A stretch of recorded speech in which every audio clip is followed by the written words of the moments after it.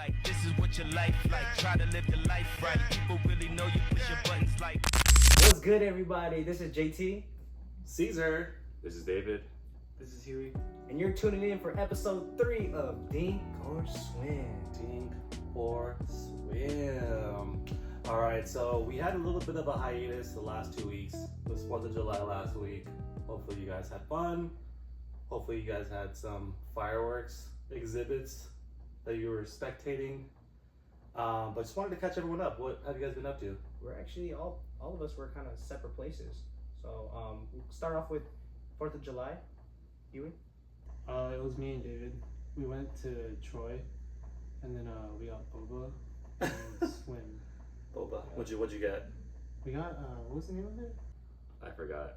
It was right off Berryessa. Tasty. Tasty. No, No, not tasty. no, Next the one to it, that- actually.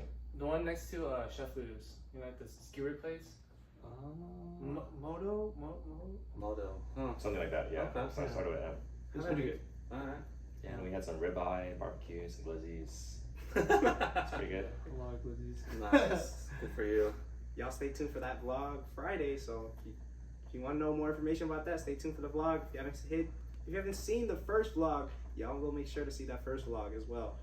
Also, David, a huge thing just happened. We dropped off the shirts last week. Can you go into depth of that? Yeah, so we have some logistics moving forward with Happy Dinker. A lot of things in the works. So obviously the blog is one of them. Also another thing is we are releasing our next batch of t-shirts with our new logo, and that's going to be the design that we're going to be moving forward with. So this is a great thing for us. Nice. Nito is moving forward. There you go. Ready to Revision. see version 2. Revision. Oh, nice. Version 2. Okay. Nice. JT, what you been up to? And so I went to SoCal, visited my family. My sister, I was actually working, which is why I went to SoCal. And we played a bunch of pickleball. We ended up actually driving back here to go to the hub. My parents' first time at the hub. They were a little starstruck because there's not as much indoor facilities, at least in the LA area, as there are here in San Jose. So they're a little starstruck by the competition level. I was actually very surprised to see my sister playing at like almost a 4 level. So it's very surprising seeing the effort she's been putting into pickleball. So yeah. Are you sure they weren't Star Trek because David was there? No, your family was good. Like we all played a game amongst them, right? Yeah. You played with them as well. I really like playing with your dad. Very high energy. Yeah. Nice. Not gonna lie, I got some. You can see I have little battle scars. I have a battle scar on my knee right here. Got a battle scar on my elbow right here. Got a couple bruises on me. My pops also has the same. Cause this guy right there. Huey, man. No, Ruthless. When I came in, I saw your dad diving for the ball. So there was like his little Pretty hard. his was it Hustle. his taps, the tomahawk taps. There you go. Okay. Dude, he really took it seriously. Huey told me, he was like, my job isn't to drive at you. It's actually to make you move and run. So I was like, that I actually realized it that day. Strategy. Run. I was like, Yeah. we were just diving for the ball. If you're making my dad dive, you know, it's like, you're good. You're a different level. And when we play David, you know, it was a different level too, you know. So there's levels to this game that y'all don't realize yet. So I know I want you guys to realize that as well. Or maybe you do. Maybe you have realized it, and that's what keeps you playing, right? Yep. So different levels, different styles of play for everybody here. How about you, Cesar? Yeah. What did I do? Oh yeah. So I actually, me and my fiance, we went to Chicago and Seattle. Went to visit one of my best friends, his wife and his 1.5-year-old, and their lovely dog Ted. So checked out Chicago. Love the city. If you haven't been there, go there. Beautiful place. And I had the privilege of checking out the pickleball scene there. Oh, I saw that. Yeah, it was cool. It's you know, I will say, not to hate on the Chicago people on here, but I will say I think California's a little bit more competitive, especially the Bay Area. I don't know, man. I feel like the hub has that next level drive. But the facility was cool, a lot cheaper. Chicago, so shout out to you for that. And then I went to Seattle, that area, to play pickleball as well with my family, my aunties and my uncles and my cousins. And that one was a little different. That kind of reminded me of home, kind of reminded me of the Bay Area a little bit. A lot more players, higher level for sure. I don't know if it was the place I went to or if it's the rating system over there, but I was on the 4-0 courts, and I definitely am not a 4-0 player, but I was hanging hanging around. So I thought it was a pretty cool experience. But yeah. I love it though that you still visiting pickleball facilities on your vacation. Yeah, we had a separate luggage, like a little carry-on, just with our pickleball gear. So we had like paddles in there, balls, and then our shoes. So it was some good times. Good times. You mentioned that you went there. How much was it? Okay, so check it out. So for Chicago, the summer pass, which is 3 to 4 months of summer play, pretty much unlimited access, $99. Wow. Yeah. That's crazy. Yeah, and then I want to say for Seattle, it wasn't much more. I think it was like similar. Like I think it was 1 year pricing was $400. So for the whole year, 12 months, unlimited play.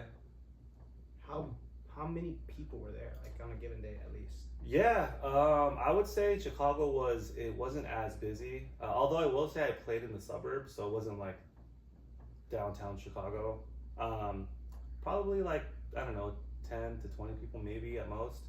And then in Seattle, it was roughly the same, but the facility was a little smaller. At least the indoor portion. They had an indoor and an outdoor portion. I didn't go outside, it was really hot. But the indoor had like 6 courts and they were all pretty much full, so it was cool. Yeah. And were you able to experience parks? How are the parks out there? The parks, Pickleball parks. I didn't go to any specifically, but I did see one in the heart of downtown Chicago in West Loop, and it was like they were promoting it like crazy. There was all these posters, and it was like right in the middle and really nice, beautiful, brand new course. I want to say within the year. Unfortunately, when I went, it was late at night, so and I was going around downtown and doing my thing. But yeah, it was cool. Yeah. That goes to show though, the pickleball is spreading worldwide. Worldwide, Facilities yeah, popping up all over the everywhere, place. for sure. But that leads me to our topic for the day: sick or ick. All right. So sick being things that you like, things that you agree with, things that you want to see in your partner. Okay. Ick being things that you just don't mess with. I'm not cool with that. It discourages me. It irritates me. I don't know about how I feel about that. All right. So I'm gonna start us off, and I think this one's tough because. Wait. So we're talking about partners. Partners. So pickleball is you have a partner. Yes. It's not a solo game. Well, it can be, but in this topic, we're talking about doubles. Okay. Doubles. Yep. So, widely debated, often overrated, sometimes duplicated, bangers. Sick or ick? Ick, bro. Ick. No, bro. I can't, bro. Ick. I can't do it. There's no dinking, bro. It's no control. It's just there's no control in the game. At least the game I like to play and I'm actually learning is the whole dinking and Soft control, game. the soft game, right? Yeah. And if you go against bangers, like some certain bangers are really good, have really good top spin, right? And then you actually could learn something from them. So you can learn something from any player, but I feel like the mentality of banging is like you have no other option to do but to hit hard, right? And then a lot of times they're aiming for your face. So it's like me, I don't wear glasses I know I'm wearing glasses right now, but I don't wear glasses on the court. I'm at risk. But what about as a partner though? If you have a partner that's a straight banger. I would say Okay. It's a sick for me. Really? Yeah. Because Okay. it like kind of like develops a new type of game, right? The shake and bake. So I like to be set up. I like to move quick, right? So if they can hit it hard and put presence, like pressure. Yeah, pressure. Yeah. When someone drops, then like the entire time it puts no pressure. But when you put variety in it, it gives more. So now they're like, oh, should I put my paddle up, play defense? Yeah. So. But don't you think? But to play devil's advocate, don't you think sometimes when you drop it, it puts a different type of pressure on there? Like, what if they're targeting you and your partner needs to set yeah. you up? Yeah. Depends on the quality. Like, there's a lot of times where, let's say they're targeting your partner and they're targeting your partner and you're gonna have to be the one that's gonna bang, or other way around, right? Like, You mean being banged at? No, as your partner. Your partner is a banger. Oh, the Partner's a banger, and you need him. Well, to you drop like that it. because you I said like that. because it sets you up. Yeah, it sets me up. If they're good at it. If they're good at it, But what if they're not good at it? then don't do it. Okay. Because like it will mess you up. It will mess both of you guys up. And like let's say they're banging and it's like one going out, right? That puts no pressure. If they're banging and the opponents are used to it and they're just deflecting.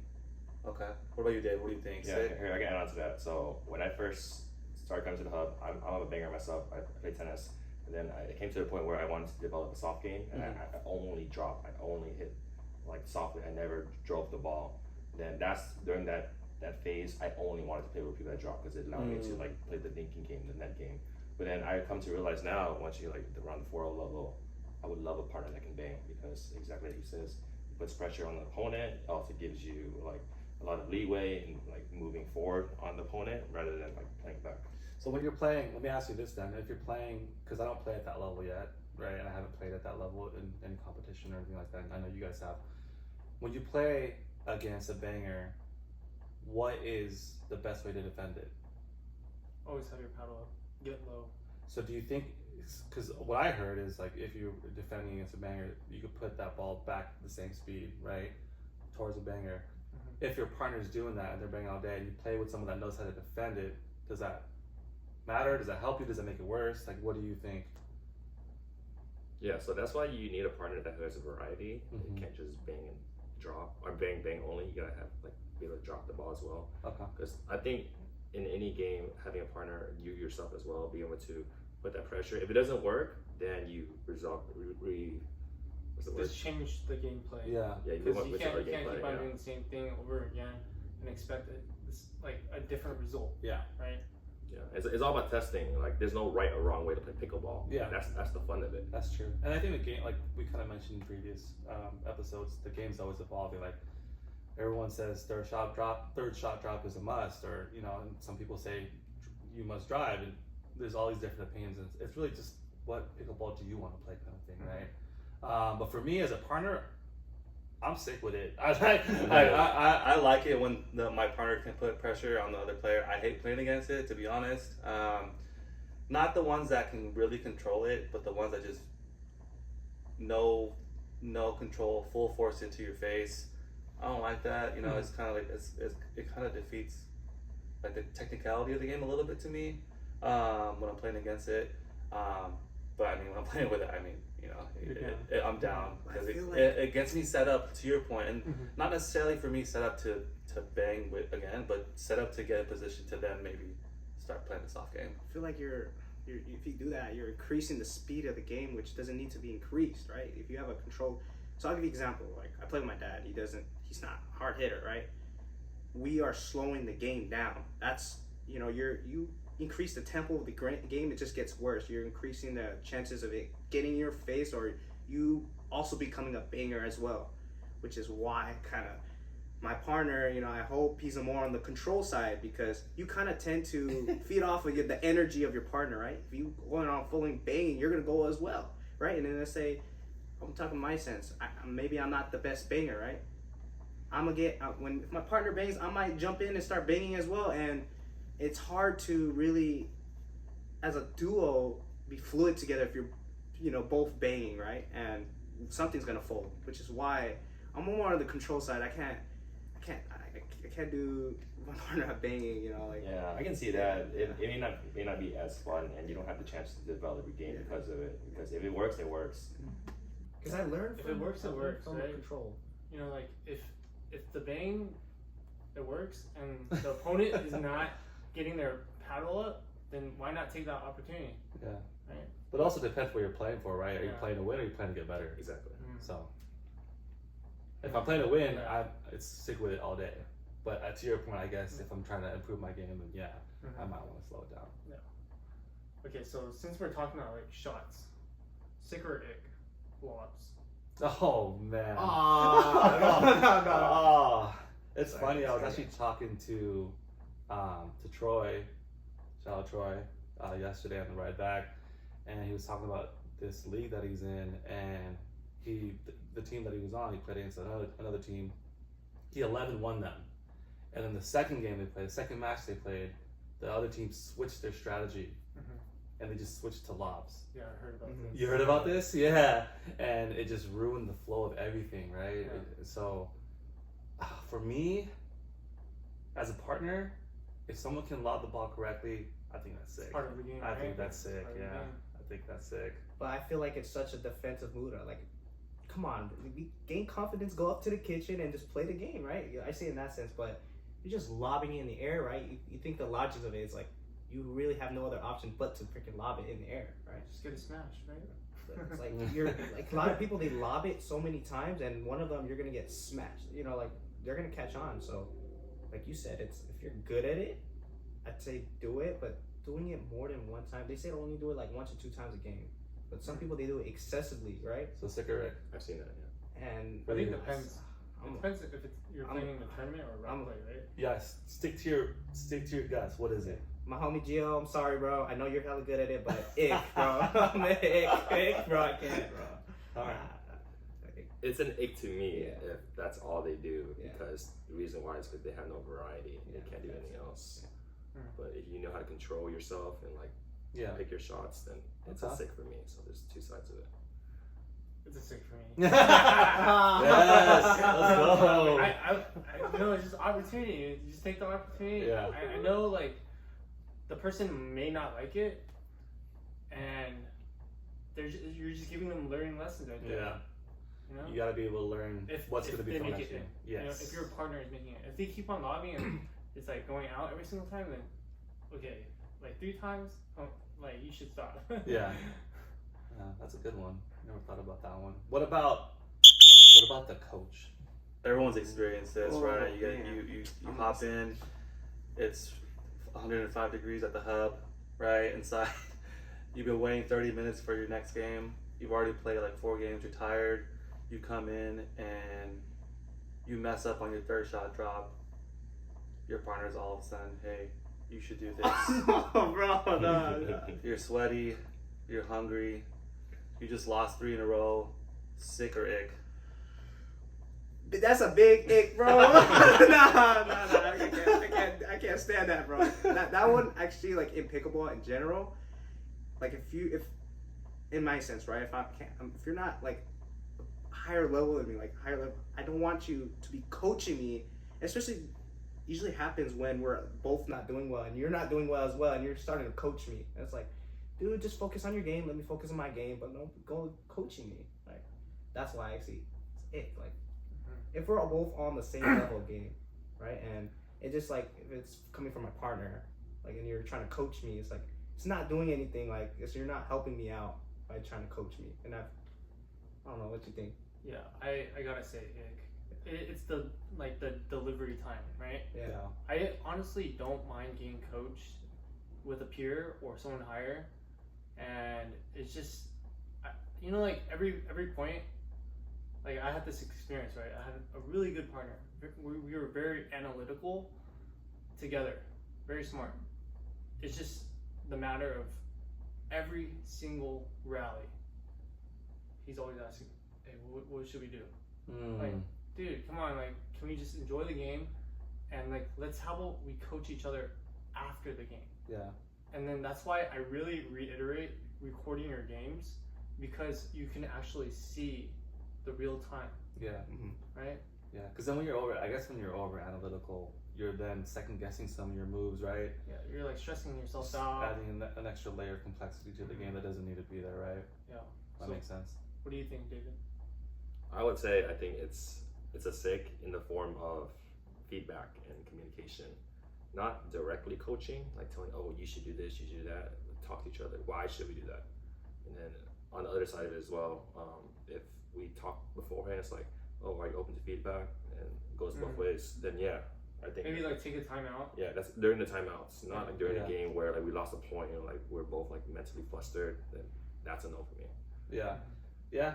For me, I would say if I have to just choose one, and like, if I chose sick and then it was always there, and then I chose ick and it was never there, I would choose sick, to be honest, because I feel like everyone said here, there's different levels to the game, and I feel like you can learn from everyone. Everyone has their own unique skill set. Even the newer players that are curious, that don't know what's going on, they might give you a different perspective on the game. Obviously, timing is everything and delivery is everything, right? I think that's important because, again, if you're already frustrated, you mess up, and you're trying to get coached, it kind of just like, it's one of those. Yeah, it's just micromanaging at that point, and it's like not enjoyable, especially for rec play. We're just trying to have fun and enjoy ourselves. So it's the delivery. Delivery, yeah. But overall, I would say sick. Like, I'm with it. Yeah. And more in the intention of it, right? Is it are they tending to help you, or are they tending to have some sort of like power over you? Like, oh, I am better than you, or this now. And I think in pickleball, don't matter what dupla rating you are, level you are, it's a two-man game, right? Huey is much better than me. When I'm playing it, it's a two-man game, right? So even there's no such thing as my partner's carrying me, right? So are they doing it to have power over you? Oh, I'm better than my partner, so I'm gonna talk down on him, or am I actually trying to work together? To work together and trying to help your game. Because yesterday I played with Blake, and he's definitely is better than me, right? So mid game I would ask, oh, on this, because I net the ball, I was like, should I let it drop, or should I hit it in air, right? So it's like that, like, are you doing it in the intentions of helping me, or doing it in intention of, or like overpowering, right? Yeah. So how do you know when they're overpowering? We're trying to. It's situational, right? Yeah. Situational. Maybe when everyone's watching and they say, tone too, Yeah. condescending tone. Yeah, you feel the energy. Yeah. Yeah. And it kind of kills your confidence. You can feel it. You can feel the energy when it's off. Yeah. I don't know. Okay. How about the next one would be sick or ick for the I'm sorry guy.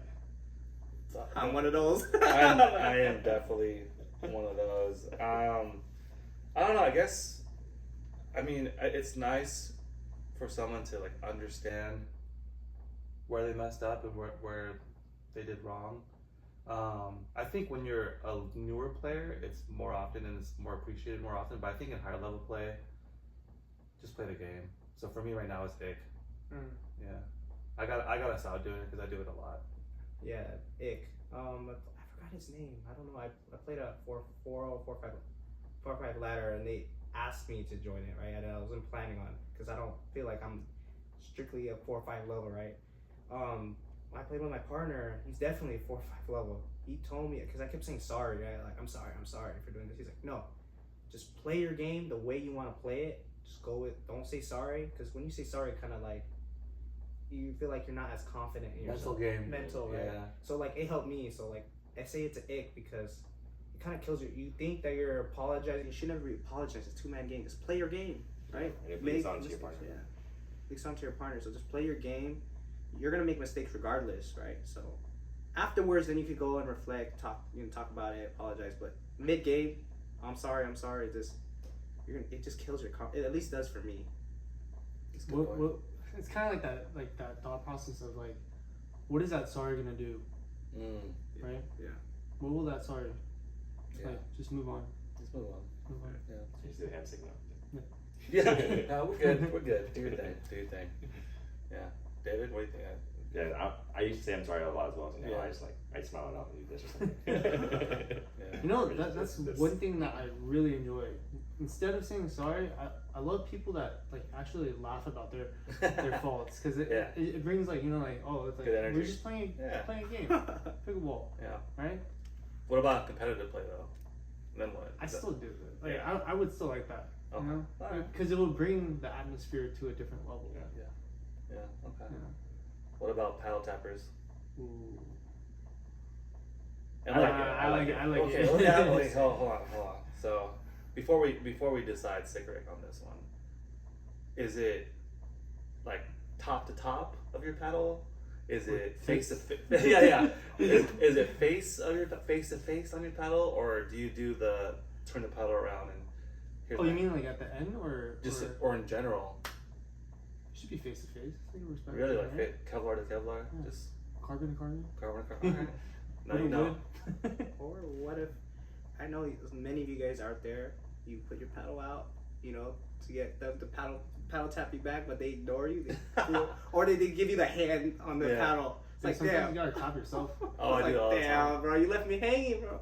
But I'm sick with it for sure. I'm sick too. I love the energy. Yeah. Physical affirmation. It's a great Affirmation. thing. Yes. It's acknowledgement between the two of you guys. Oh yeah. Or you could be damaging the paddle, but I don't know. But is it like an every time thing? I think it works. Could be. It just it's like readjusts. Like, hey, like we're okay. You know, like, Yeah. I got you, you got me. Kind of vibe. It actually motivates me when I get a paddle tap when I mess up. And Madhu, I was playing with him yesterday. I've never played with him before. I played with him yesterday, and I messed up a few times. And he's like, "It's all good, bro. Paddle tap me." And I was like, "All right, that's cool. Appreciate that." How about those people that only paddle tap you for your good shots? Like the ones you like kill. Yeah, they only do it for like the kill shots, but they only do it for like the hey, you did a mistake. Oh, I mean, it's still celebrating success, right? Yeah. I think What it's I all would good. want, yeah. Never mind. But show a little love. If someone messes up, paddle tap them. It's all good. We're all here to have fun. Like that's one thing I learned about volleyball. Win or lose on a shot, everyone just goes together in a circle, slap hands, high five, keep Slap, going. slap. Yeah, and I think so. The acknowledgement part of it shows that you aren't mad that your partner messed up, so that they Yes. are on a better mental space. Yeah, I think mental, where your mental state is and where your mindset is and how clear your mind is makes a big difference in the game, for sure. I mean, I've had a lot of games where I thought I was messing up a lot and it just snowballed. Like I messed up and then I would mess up more and then I would second guess and mess up and then second guess my positioning and then when I did things right, then I would second guess that, so it's just try to be clear, I guess. Yeah, and energies, we all we vibe with each other. Like when a person has positive energy, and you increase your other person's energy as well. Oh, for sure. If it's negative, then that kind of makes everything go downhill. Basically, at the end of the day, teamwork makes the dream work. Yeah. Teamwork. Yeah. If you guys can both communicate in like body language, by the voice, and comprehend like each other, I think that's like the key to success Yeah. for partners. And I think that's the infatuating thing about pickleball too, is because it's not exactly a five-man team sport, but it's a duo. And by being a duo, this is the time and space for you to build the relationship with the person on the court during that 10-15 minutes, whatever that is. Yeah. Which is why people love this sport, because you're building a connection. Yeah. It's definitely synergy based for sure. Because you could have 2 4-0 players that, for whatever reason, they just don't synergize, and they can go up against 3-5s and the 3-5s that are synergizing really well. You know what I mean? It happens. So, synergy. All right, to connect to that, what about the silent ick or ick? The silent player, the one that doesn't say anything at all. Sick or ick? Sonic communication. killer or Sonic what? They just don't say Just anything. silent. Like, Whether they they're don't good or you can't bad, even hear them say the super score. nonchalant. You can't even hear them say the score at all. Just They don't say anything. They don't say, "Hey, this and that." No, they don't make any sound. Nothing. They're quiet. No acknowledgement. You barely can hear them say the score. All right, guys, we're back. All right, y'all, we're back. I'm sorry. All right, so sick or ick. All right, sick or ick. Love a silent player. The silent player they don't say any words on the court. Can't even hear them say the score. Just don't say anything, right? So you kind of look like you're the only one on the court, and you want to be like, "What's up?" But they don't say anything. It's a big. It's a big ick. It's a partnership. It just feels weird, like just you on a court with someone and they don't say anything. What about they're in the zone? Oh, they're 2 in the zone. That's tough. Like they don't recognize you're on the court. I don't know. That's tough. What do you think, David? I get it. People want to be on their game. They're in the zone. Like they're just really, really focused. But I want to reiterate energy levels. As long as it can show a positive energy to your partner, then that's what I want. Yeah. But like it's Like a battlefield. Each set, you want to reset, refocus, and restart. Yeah. Right. But if they're too much in the zone and then they're just like carrying that energy, even though they're feeling the flow, are you feeling the flow? Yeah, I think it depends on the type of silent energy they have. Is it positive silent energy, or is it like, I'm locked in, don't mess with me, I'm gonna do this myself, I don't need you type energy? You know what I mean? So I just think it depends on that. But if it's a good energy, then yeah, I'm with it. Do your thing, lock in, talk to yourself, whatever makes you happy, right? But if it's gonna ruin the vibe and ruin the partnership and ruin this relationship between me and you as a partner, ick. Ugh. With facial expressions and Yeah, you can't. no thanks. Yeah, body language is everything. But yeah. For sure. Yeah, we need to remember this is a partnership. It's pretty much the same as finding like a significant other. Yeah. I mean, it is. If you really think about it, right? Yeah. Partnership is Pickleball wife, pickleball husband. pickle daddy. But yeah, it's crazy. I mean, that's really what it is, right? And I think that's what draws a lot of new players to the sport. I know a lot of people at the hub actually. They're not from here. Like you, for example, you joined to meet people and build relationships. I know Hope. I don't know if you're listening to this or not. But yeah, going back to what I was saying, I know there's a lot of people that join pickleball to meet people, right? I know JT, you're one of them. Hope, I don't know if you're listening or watching, but I know you come from North Carolina, pretty far. Wani, not from here. I think I don't remember exactly where he's from. I mean, he's from Korea, but he lived in some other like eastern state. I don't remember exactly which one. I don't remember either. Yeah. Who else? Isaac, he's from Indiana. And he didn't know anyone, just joined the hub. So yeah, so it's definitely a sport built on relationships and community, and hopefully we are here to try to represent that community and spread that community forward to those that maybe don't play, or maybe that do play, that want to join the community. And yeah, we're here to be a part of that, to listen, to answer any questions. Spread the positivity out there, show that there's actually life out there through pickleball. Yeah, and it's a friendly reminder that none of us here knew each other prior to this, Mm-hmm. and now we're pretty close and we're talking about pickleball and brought us all together. Mm-hmm. And everyone's always welcome. So make sure you come by and say hi. Yeah, come by, say hi, do your thing. But that's pretty much all we got for episode 3. We're gonna be closing in on this podcast, so y'all stay tuned Friday for our vlog.